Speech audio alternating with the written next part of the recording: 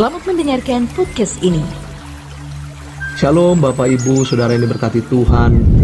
Kebenaran kita hari ini 22 Desember berjudul Berjuang agar tidak terbawa dunia.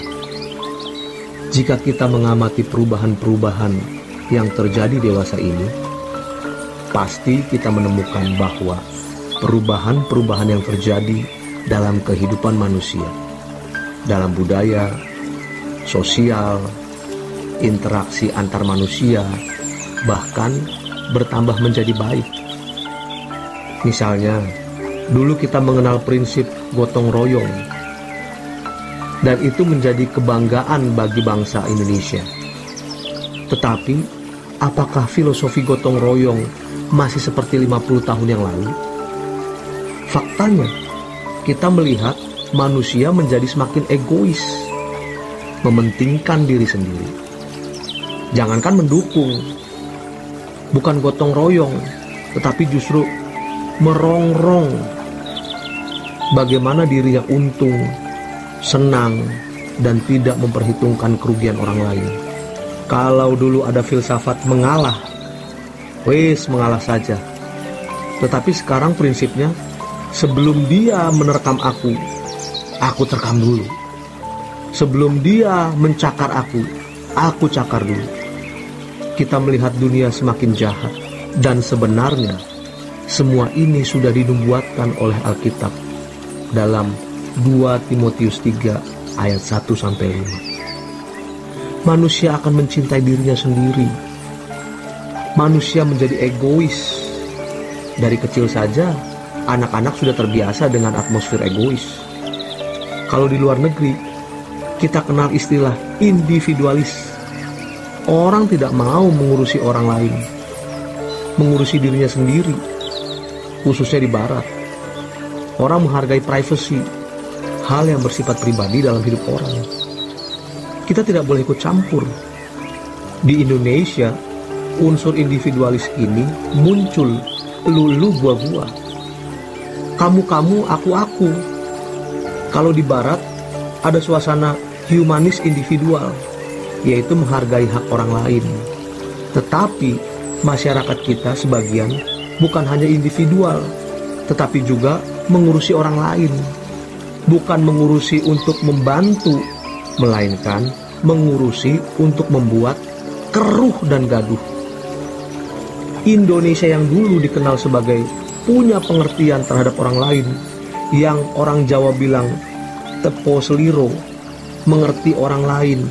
Namun sekarang keadaannya jauh dari itu. Potretnya jelas melalui media sosial. Senang membuli orang lain, senang berkomentar, dan komentarnya bukan membangun, malah menjatuhkan, merusak nama baik. Inilah kenyataan di Indonesia.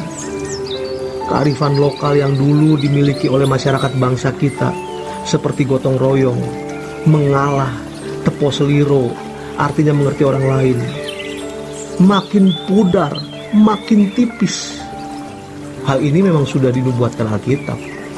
Manusia akan mencintai dirinya sendiri, menjadi pemfitnah, memberontak kepada orang tua, tidak tahu berterima kasih, tidak tahu mengasihi, tidak mau berdamai, suka menjelekkan orang lain, tidak mengekang diri, garang, tidak suka yang baik, suka mengkhianat, dan lain sebagainya.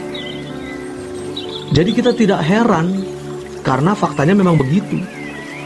Tuhan Yesus juga menubuatkan di Matius 24 ayat 12. Dan karena makin bertambahnya kedurhakaan, maka kasih kebanyakan orang akan menjadi dingin. Kejahatan bertambah-tambah, sehingga kasih kebanyakan orang akan menjadi dingin atau tawar. Kalau kasih kebanyakan orang menjadi dingin atau menjadi tawar, maka orang menjadi egois. Tidak ada kasih, tega terhadap sesama. Manusia yang mestinya memiliki hukum Tuhan, tatanan Tuhan, justru memiliki hukum rimba. Hukum ada, tetapi hukum bisa ditarik ke kanan, ke kiri seperti karet. dan akhirnya uang yang berbicara. Maju tak gentar, membela yang bayar. Dunia sudah begitu rusak. Dari anak-anak, kita sudah melihat atmosfer ketidakadilan itu. Atmosfer egois, individualisme, plus ketegaan terhadap orang lain. Ini menggarami seperti virus. Banyak orang terpapar. Kalau virus masuk di fisik, di tubuh, tetapi kalau cara berpikir, filosofi itu masuk dalam jiwa dari kanak-kanak. Nanti masuk remaja, pemuda, makin jadi kacau. Kita melihat kenyataan orang-orang menjadi egois. Inilah yang kemudian membuat banyak orang tidak menjadi dewasa. Pada waktu berpacaran, kelihatannya tidak egois.